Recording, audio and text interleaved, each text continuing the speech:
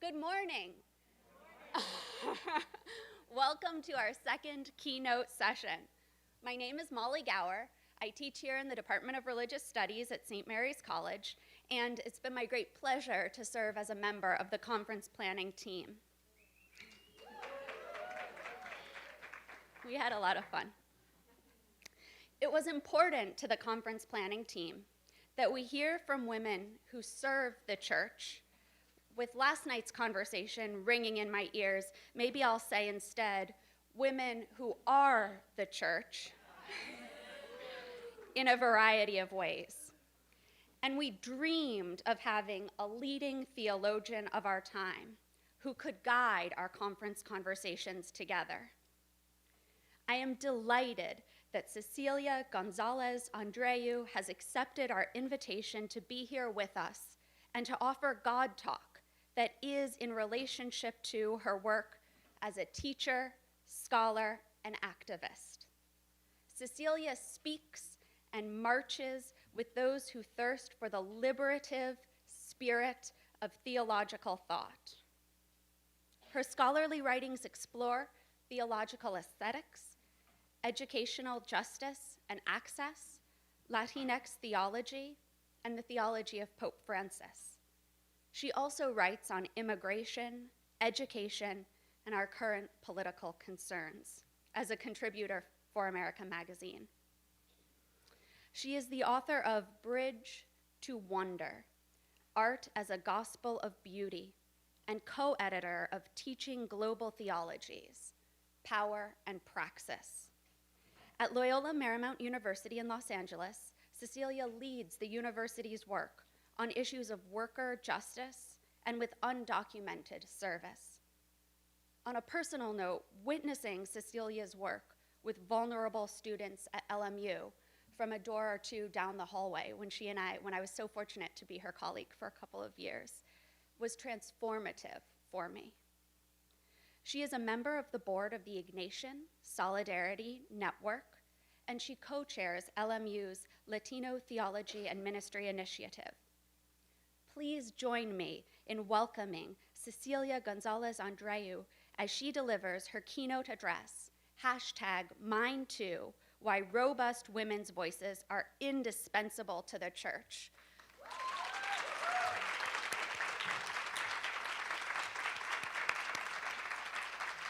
Let's welcome her and let's use her hashtag.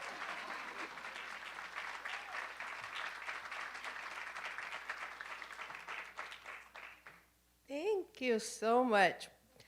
First, how do I thank this team, this committee, Arlene? My goodness, you have put together an extraordinary conference, and I know I am very grateful for you. And how do I tell you about the joy of having so many amazing women that I know and respect gathered in one spot? This is just beautiful.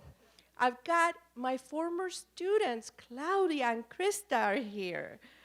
I have my faculty colleagues from LMU, Kim and Leila, with me. I have my sister theologians, Natalia and Vanessa, with me. I have my colleagues from Ignatian Solidarity Network, Betty Ann and Andrea, with me. I have my amazing editor at America, Carrie Weber, with me. And our colleague, Heidi Schlumpf. I mean, what a group.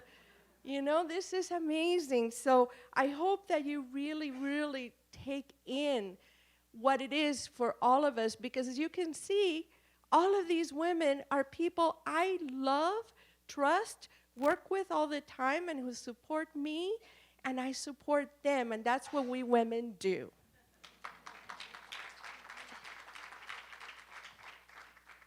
So I have to say a special thank you now to my husband, Jean-Paul, who is sitting here and will be changing the slides. So if anything goes wrong, it was my fault, okay? So let's begin. You know, I don't like using the phrase a perfect storm. to describe that moment when things are blowing up simultaneously in multiple contexts and places. There can be beautiful perfection in a storm. It's a natural wonder, and a really perfect storm should enthrall us with its display of the power of nature. A storm is an evocative image for faith, as Christ sleeps in the boat, and we know he will calm all. Storms are beautiful. So let's get rid of that metaphor. Now, lately, pop culture has come up with more colorful language to describe such massive experiences of everything breaking down at once, like dumpster fire. However, I also don't like the metaphor of a dumpster fire, because if things are in a dumpster, we have already discarded them, and what's more, we want someone to take them away. They're useless things, and their destruction is already assured. The fire is incidental, and let's face it, being made of metal, dumpsters keep their fires to themselves and don't take the whole city with them. So you've probably guessed why I've begun here, looking for metaphors for what is astonishingly chaotic and destructive. The past few years have unleashed a series of such events directly affecting the community of communities we call our Catholic Church. Is it a perfect storm? Is it a dumpster fire?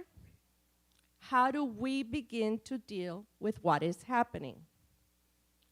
Now, within our Catholic community, the calamitous has been unleashed not only personally, not only locally, not only regionally, but ultimately globally.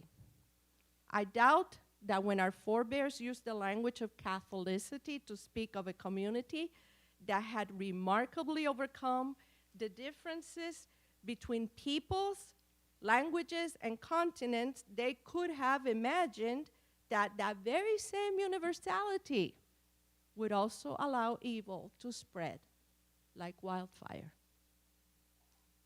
So I am a Californiana. And since my college days, I've traveled to Yosemite at least yearly, first with friends, and later carrying my infant son in a backpack with my daughter skipping happily in front.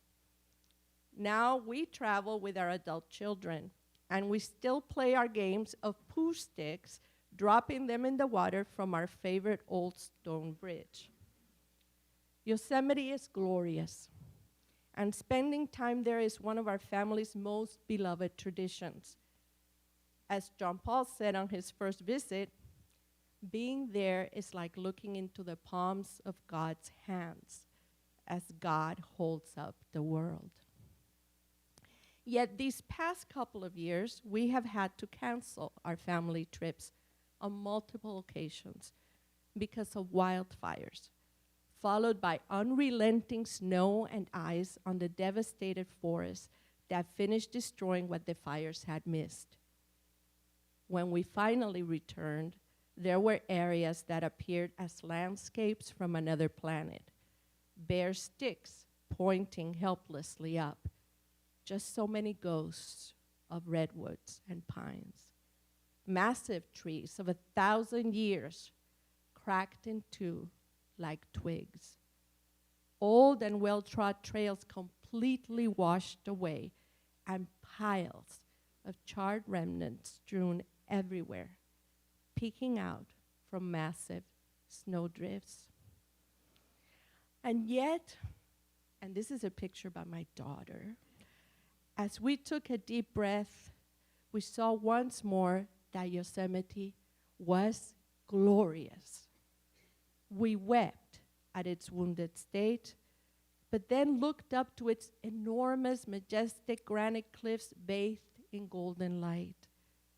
We walked with care, encountering tiny new saplings and rejoicing at each one as at a new creation. We saw families like ours returning to this home we all loved, stunned and tearful, but grateful to share our wonderment at nature's resilience and its constant giftedness. We felt humbled by it all. So I want to suggest to you that this is the best metaphor I can come up with for the current state of our universal, broken, wounded, charred, and shattered Catholic Church. So beloved, and in such peril. We are facing the disconcerting confusion of being unable to figure out where we are because so much of what we knew is no longer standing, no longer recognizable, no longer apparently invulnerable. It is a painful moment. But in taking stock and noticing, we can also see the resilience of our shared faith with this extraordinary splendor. Ours is, after all, a faith that claims in what appears an insane idea as the ultimate beauty, one of our fellow humans, young, tortured, and bleeding, hanging on a cross to show us unequivocally what it means to love and be loved as the Christ opened up all of history to life in God. Christianity is not a religion of perfection, harmony, symmetry, or triumph. No, Christianity is the messy story of unrelenting love and generosity that is not destroyed by evil, precisely because we have been reminded again and again of our vulnerability and have chosen to intentionally inhabit our brokenness. Yes, large swaths of our fellow Christians have forgotten this. They have forgotten their own persecution, precariousness, doubt, and marginality. They have clung to victory and armies, to certainty and hubris. They have enslaved others, burned saints, sought power, built empires. The church, triumphant and militant, is something, but it is not Christianity as Jesus lived it. Today's wholesale destruction is then a sobering opportunity to remember who we are and reclaim the splendor of vulnerable love. So now back to Yosemite. The wise caretakers there, the naturalists, the rangers, the experts, have begun putting in place remedies so that this glimpse of heaven on earth will survive us and our children.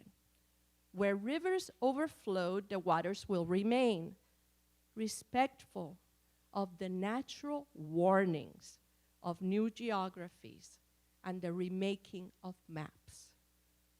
Where precarious human structures were set ablaze and destroyed by ice, no new ones will be built. The restoration of Yosemite will proceed with the humble consciousness that human making is too small to stand over and against a creation that is much greater than us. Each new sapling will be respected.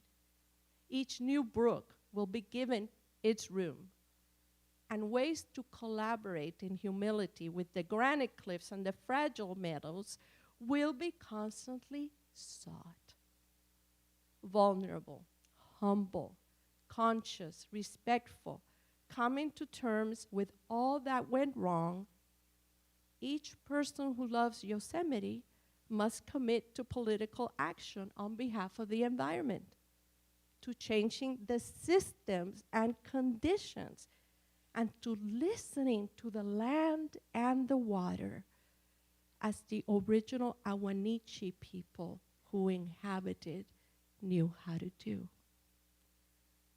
But now imagine a different response. Imagine that we convince ourselves that the fires and the ice are behind us now and will not happen again. What if we just put up more structures near the rivers and build tall fences around them? We're going to be safe, right? And what if we just build more campgrounds with roaring campfires, but have water buckets nearby? No fires would start, right? What if we take no action at all on the environmental groaning of our planet and acquiesce to the expediency of the marketplace? And even more, what if we continue doing everything just as before in a structure that is unresponsive to the reality surrounding it? Everything will be fine, right? We've got fences and water buckets. What could possibly go wrong? I'll tell you something. The deer and bears, the trees, waterfowl, flowers, and all manner of creatures who depend on a healthy forest would have a radically different view of what must be done so they may survive and thrive in this ecosystem that has thus far been their home. Paying close attention to them leads to different outcomes. And that is what I want to suggest is our gift as women of the church. Ours is the unexpectedly clear-eyed perspective from the forest floor or from the top branches of trees. The responses to the convergence of crisis we have experienced as an institution, an ecosystem, do not sufficiently address structures and practices that together created the explosive mix that had slowly been building up fuel and then combusted, taking everything in its path. Theologian Gustavo Gutierrez tells us that new perspectives and theologies flourished in our world because there was an eruption of the poor into history. As we take stock of today, are we looking at an eruption of women into history?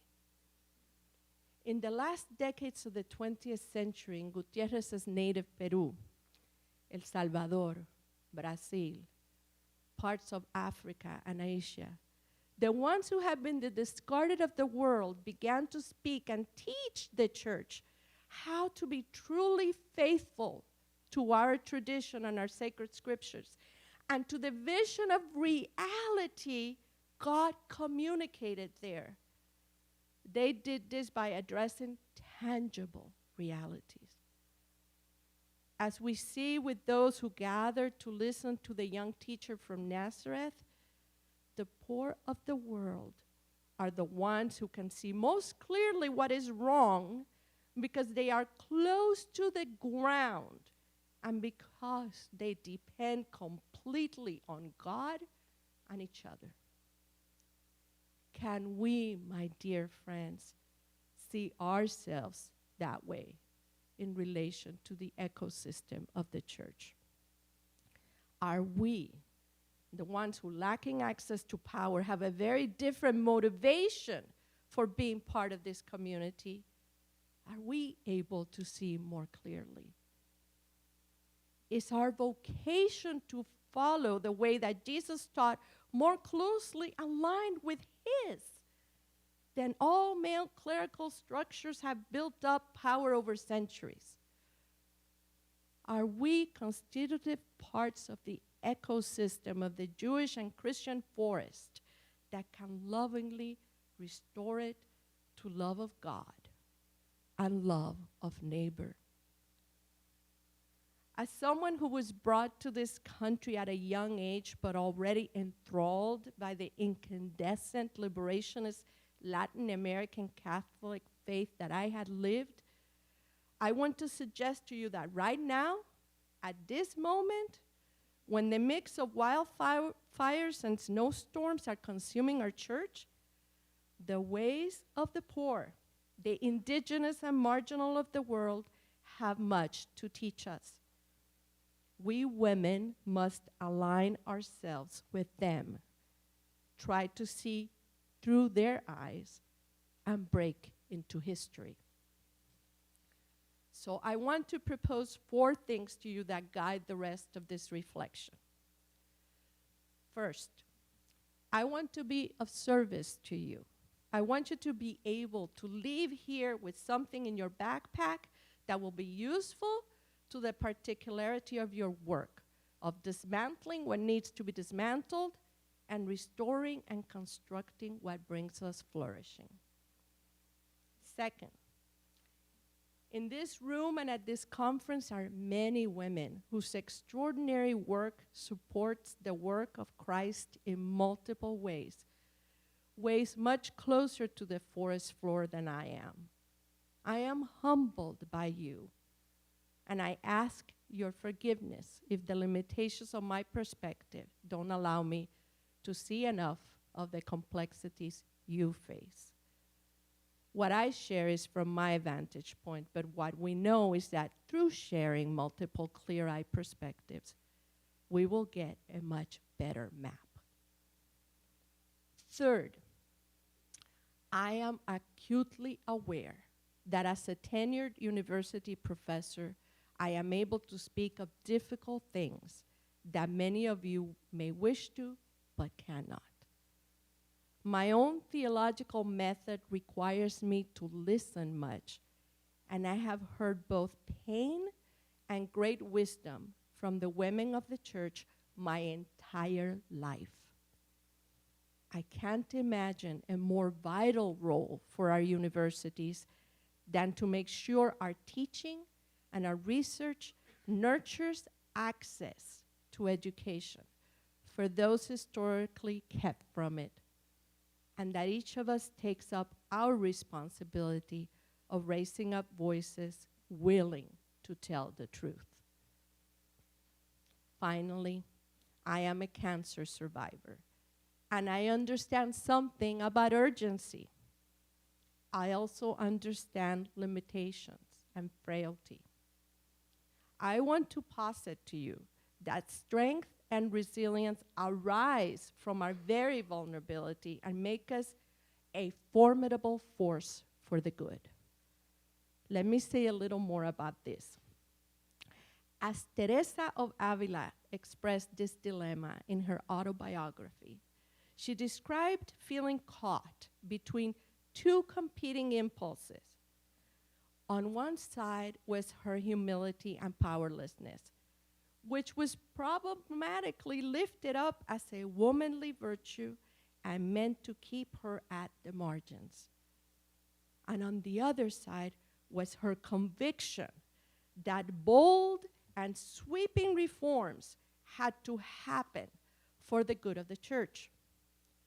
She resolved the tension by realizing these were not opposite things.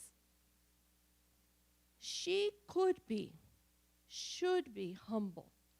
So should every Christian. And there was freedom in that. While at the same time she could undertake great, courageous work because, and here was her solution, it was God working through her. Whatever good she accomplished was God's, not hers. And whatever setbacks she faced were opportunities for God's wisdom to reach her and teach her. Unlike others who shut themselves off in personal piety and self-flagellation, Teresa went boldly into the world, convinced that her hard work was the very best witness she could provide of God's real presence as love. She was so fearless that in a society obsessed with overcoming sin and temptations, she claimed that she was quite sure that even the demons feared her. That was her openness to God's work in her. So the church does not exist for itself, but for the work of God. Our strength in vulnerability is for the good of a world stretching far beyond the confines of our own community. As a Catholic Church, we have done and can continue to do great good, but we are living in the midst of a raging wildfire. The wildfire is not over, it's not even contained. What we do every single day matters. So these 4 considerations, being practical, knowing that each of our situations is different, cognizant of the role of education, and acutely aware of how vulnerable our entire world is right now, led me to decide to work with you today on what we theologians call methodology, and mothers like me just call a plan. What I am going to present to you are 5 steps meant to be portable, applicable to whatever situation you find yourself in, and ready to go at a moment's notice. If we align ourselves with the poor and discarded of the world, with the small and the vulnerable, with the broken and suffering, then it is the theologies arising from these communities that form this plan. I have woven this from multiple places, responding to what I perceive may help our ecosystem. What do we women of the church do to face the breakdown in the church's structures, the loss of moral authority that makes it almost impossible for our leaders to speak up against atrocities when we are most needed? How do we critique and present alternatives to the tone-deaf clergy who think if we just teach more doctrine, the young will come back?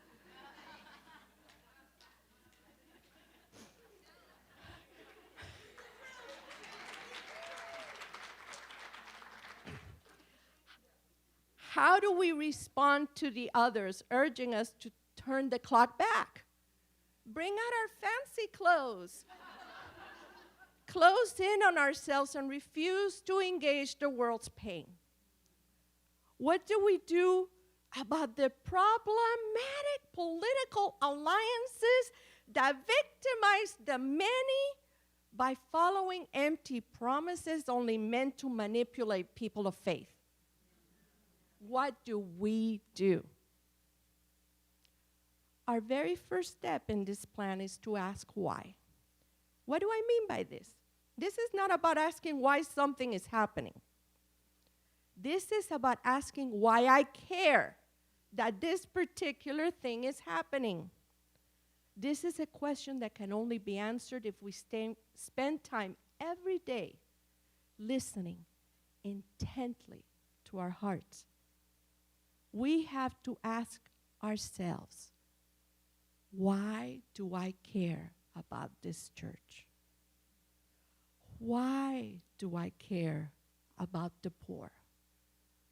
Why do I care about immigrants, the sick, the incarcerated, the abused, the violated? Why does this actually matter to me? This is the step of discernment. Refining our vocation to do as Ignacio de Loyola said, and see God in all things. We can't answer a call we have not received. And we cannot commit, as another Jesuit, Pedro Arrupe, told us, unless we are in love. If we skip this step, we might burn out or become angry or even give up.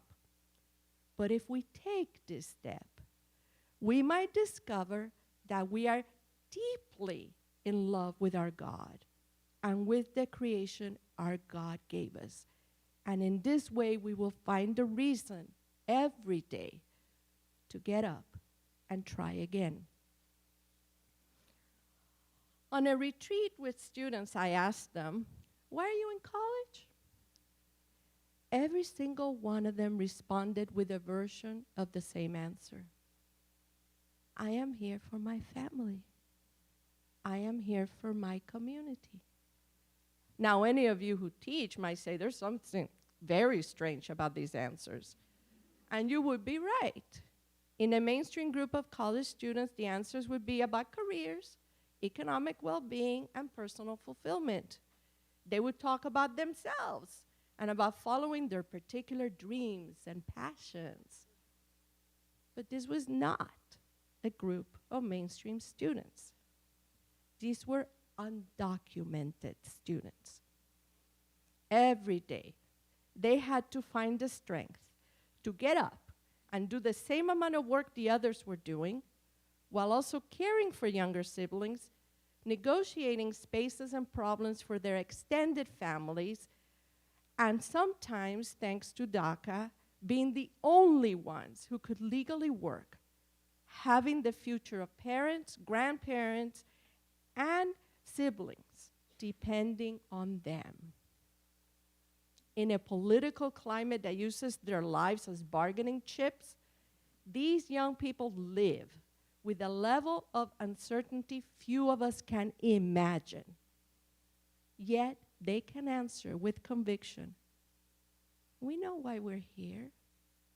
It's for the ones we love.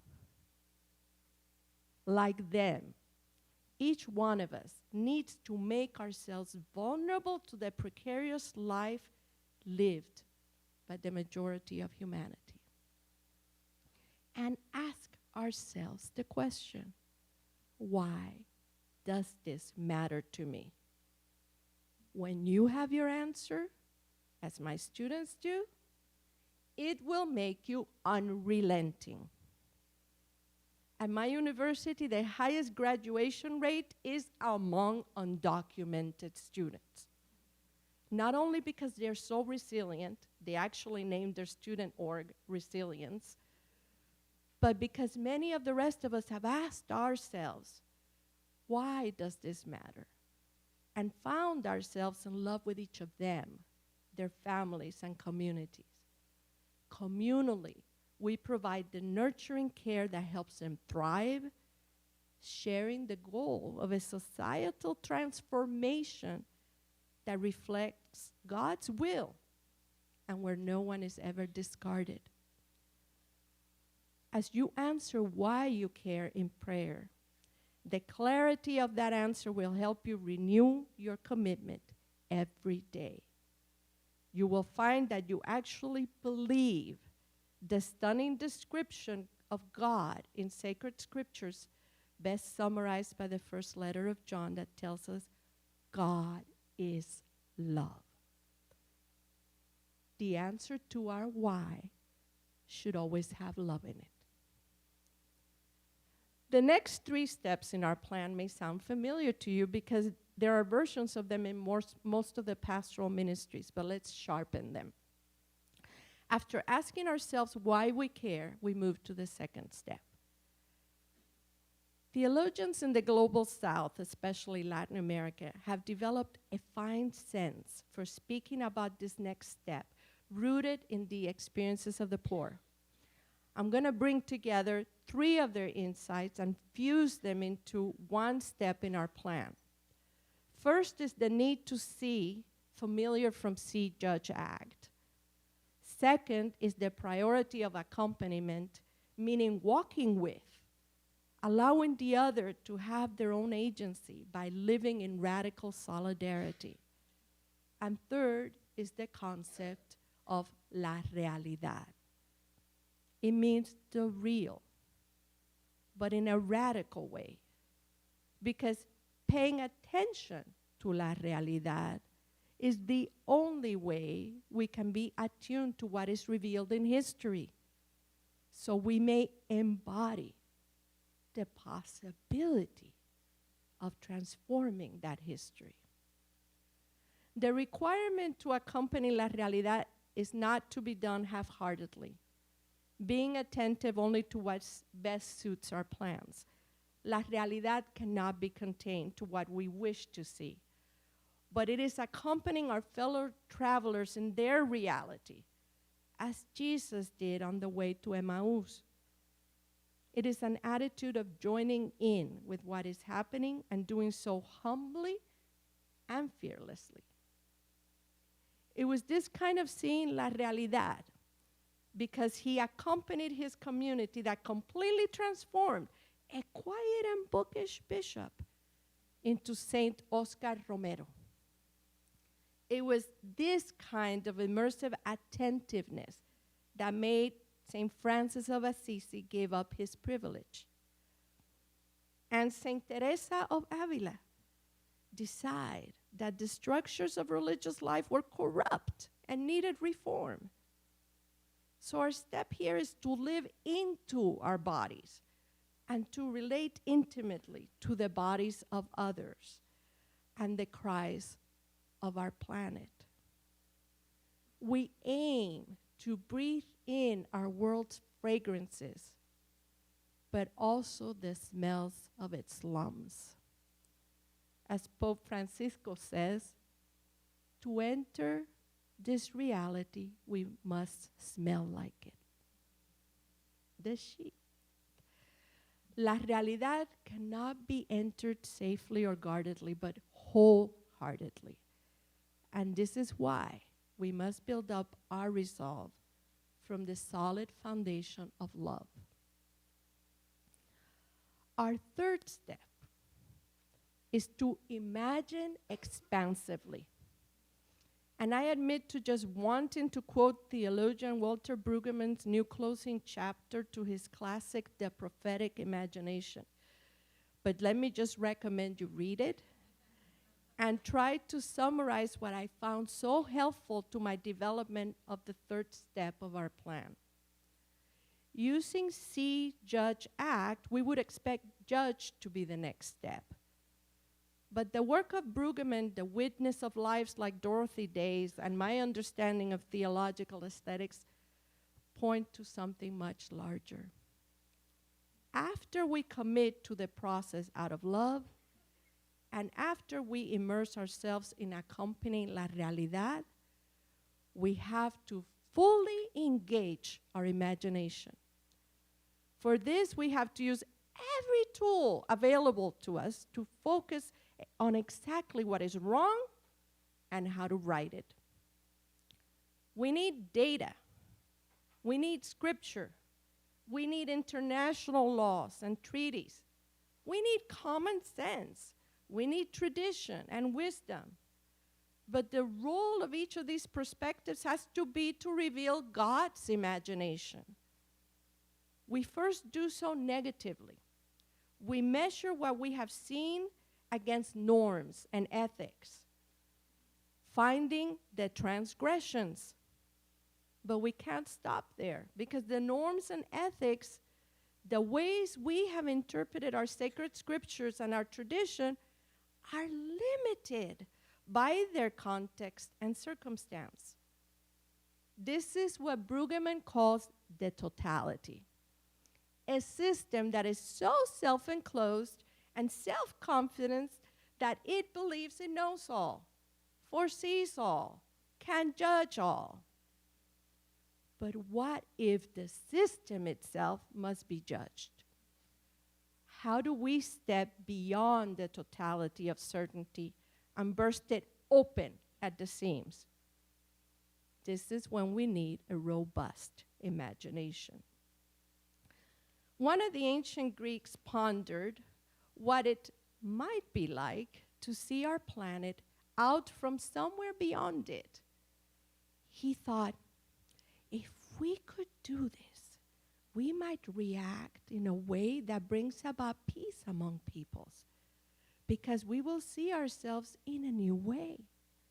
Science fiction has explored this idea countless times. If we see ourselves as earthlings, all together on our small planet, will we find solidarity? What do you think? We went to the moon, and rather than being humbled by what we saw, we turned it into proof of American exceptionalism. We took that Archimedean vantage point and put it at the service of our political systems and commerce. We absorbed the whole earth into our totality, just as we in this country have the hubris to call ourselves Americans and this land America, regardless of the rest of the hemisphere's claim to that identity. Totality works this way. It overcomes and controls. And today we're also aware that those at the service of the totality gaslight the rest of us. They make us question our judgments. They lie, obfuscate, misdirect, and use all kind of psychological manipulation. Because a chief goal of the totality is to render its critics powerless to bring about any change by denying space, authority, and voice. Our imagination must push past all that would stop us. We need to step beyond the boundaries of the totality and imagine the view from space, from outside imposed boundaries, from beyond the totality. We need to imagine God's view, God's will, God's purpose, and believe in the possibility that the way things are is neither necessary nor ordained, but it is limited by the totality built up by a patriarchy and economic systems fueled by selfishness. The step to imagine expansively brought Dorothy Day to create a radically different kind of community where the laws of the marketplace no longer existed. Expansive creativity brought Ignacio de Loyola to develop the spiritual exercises, to unleash our imagination so we could accompany Christ as one of his friends. Imagination brought Pope John the 23rd to acknowledge that the idea for the Second Vatican Council came to him completely unexpected, like a flash of heavenly light. I suggest to you that we are at an epoch-making inflection point for the survival of the global Catholic community that requires an ability to imagine, to move beyond the absurdity of having extraordinarily gifted people who, because they possess an X chromosome, are rendered powerless to lead and nurture our church communities.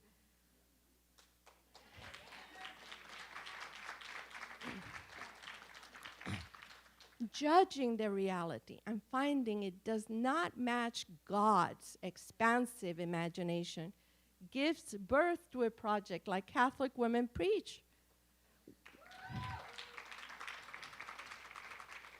where through the gift of technology, women leaders offer freshly imagined perspectives on Sunday readings.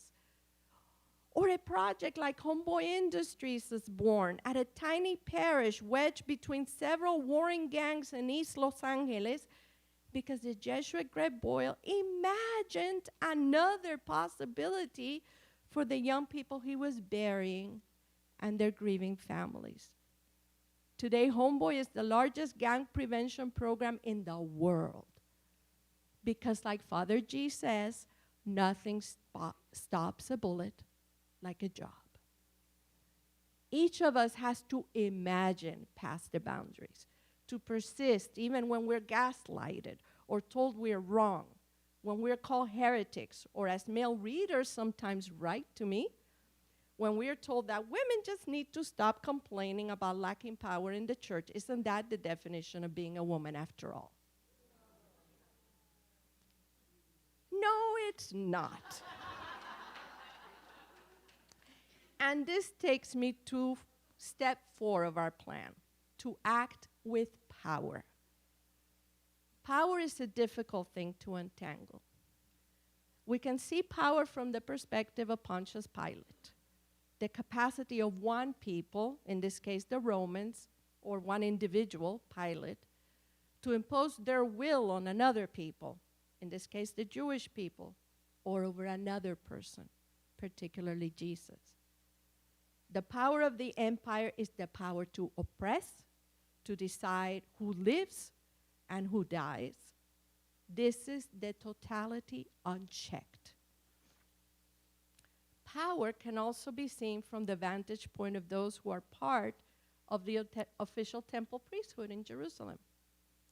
In this case, power is something we negotiate, which some of us want and seek, and that in this case makes the officials of the temple betray their own people and conspire with the Romans.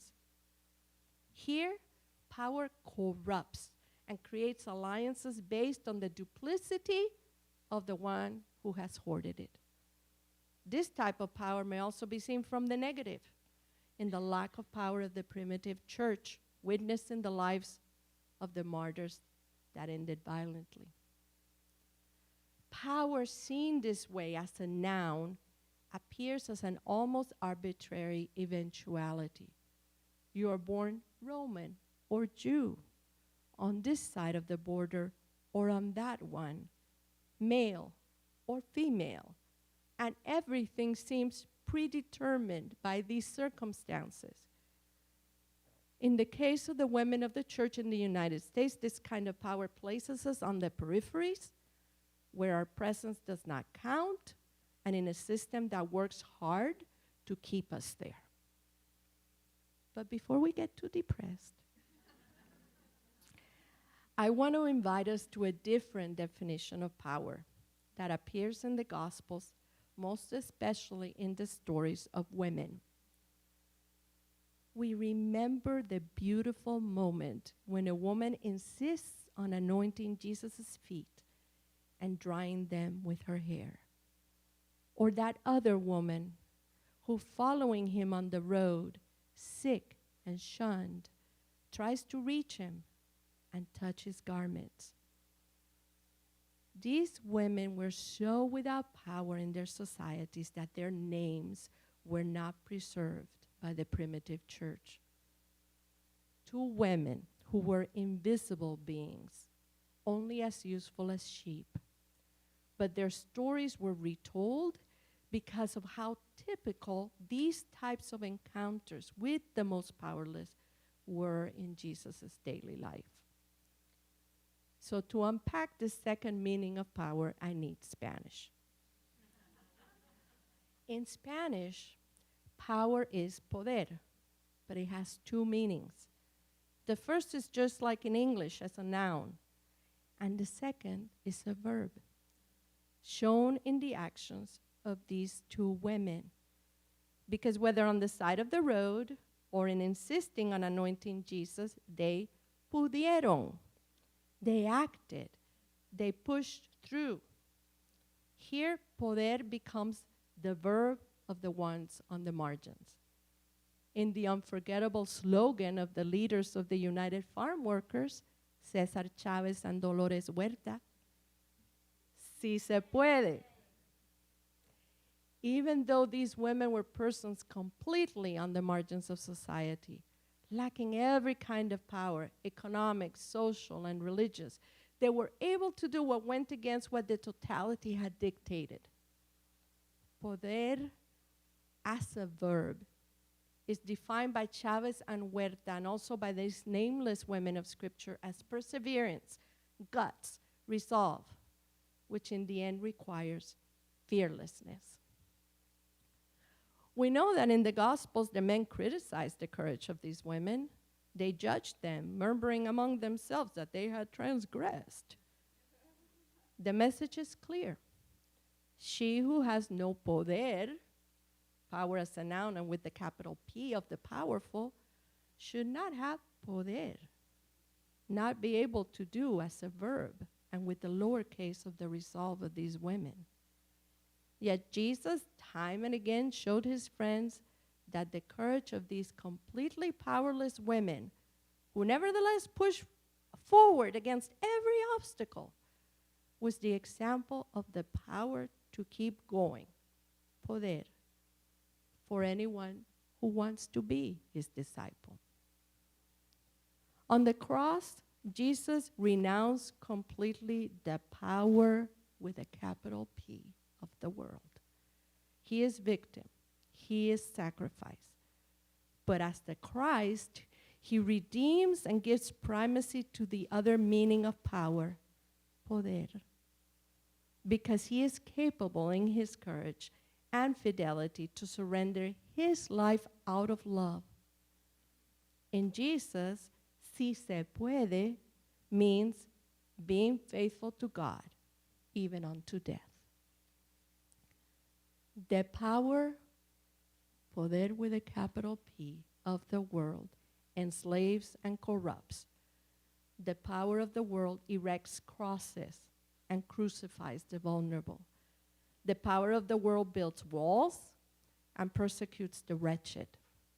But the poder of the yes, of the resistance to evil, of fidelity and love and courage that will put its life on the line, that poder hangs on the cross, displaying the most complete freedom that, as John tells us, teaches us, that poder is the willingness to give one's life for one's friends out of love.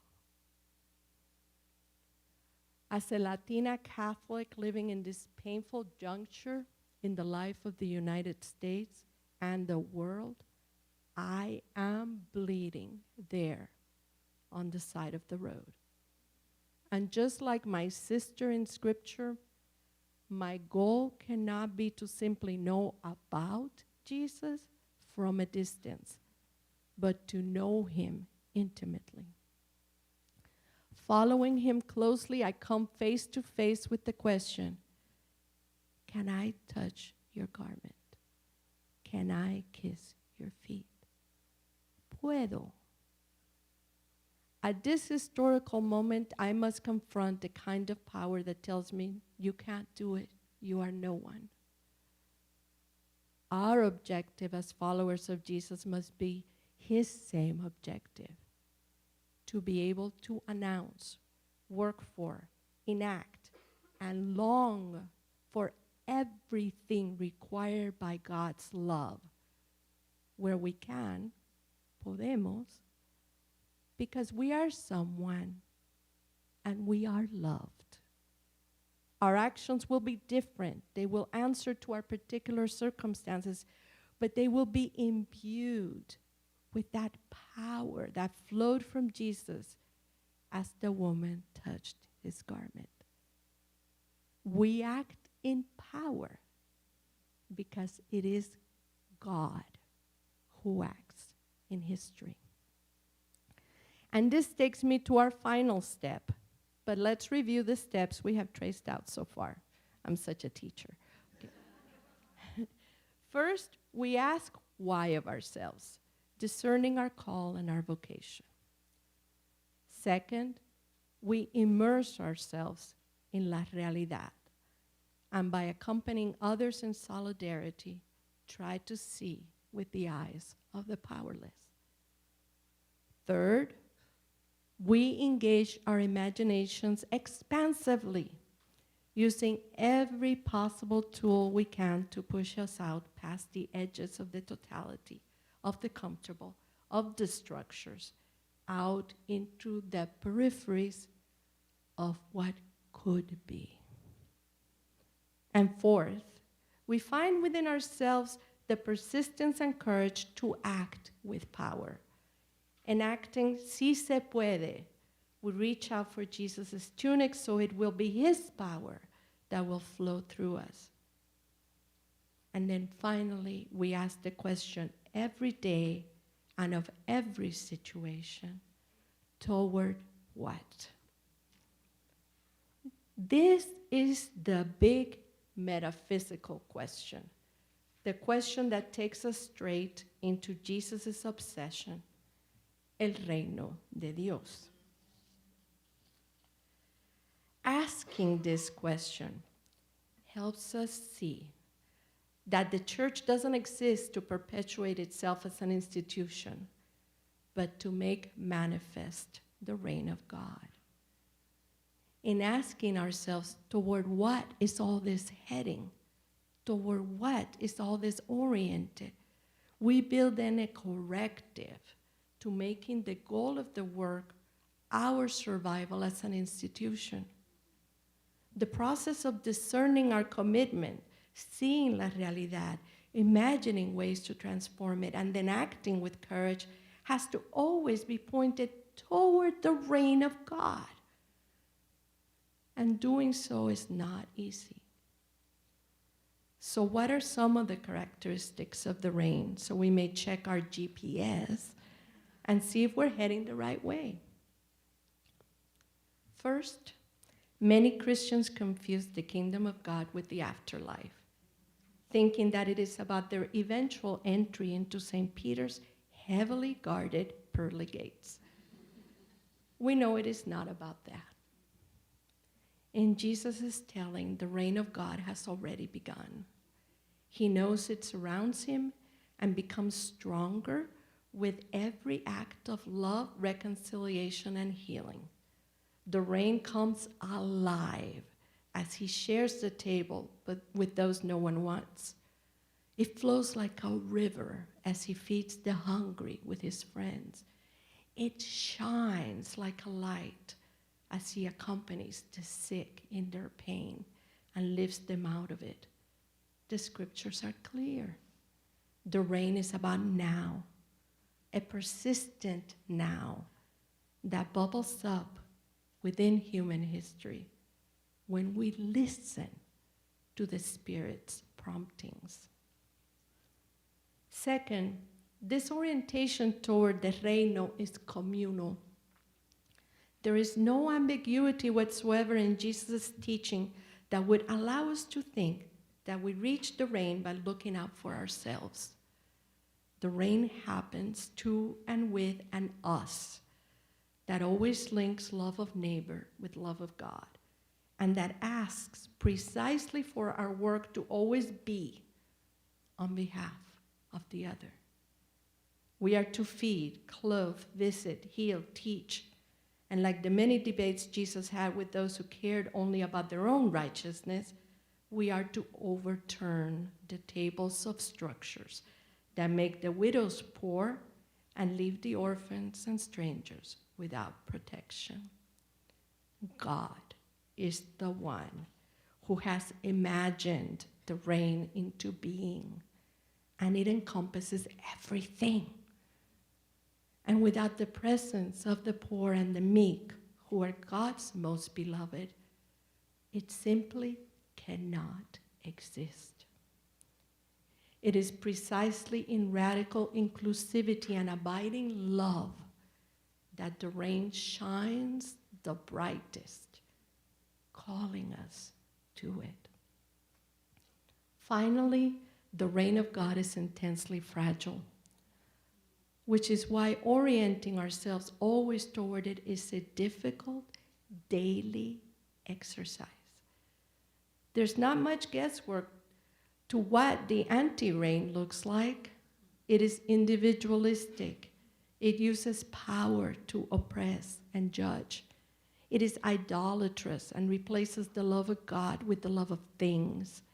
It dehumanizes others so it may dismiss their rightful demands. It commodifies the water, the earth, our fellow creatures, our planet. The anti-reign puts a $ on everything and claims to have happiness for sale. The forces of the anti-reign are strong, and to recognize them and do battle with them, we need to make the effort to hold in memory every single instance when the reign has opened up before us and we have recognized it. Our plan is circular then, because it begins once more with the awareness of the effulgence of God's reign as it shines and enters us to feed and nurture our resolve. We know why this matters, because building God's reign every single day, like we're doing right now and right here, really matters. We accompany la realidad and are clear-eyed about its beauty and its heartbreak. We imagine new ways, new paths to the reign, and we act with power to help the beauty of the reign break into la realidad more fully. And when we do, we hold within us once again that treasured moment when the reino showed itself, and nurturing our resolve, we begin again. So may every moment of our lives be spent in this work of stunning beauty. And may we do it boldly as part of the eruption of women into history, because this glorious and wounded church is #mine too.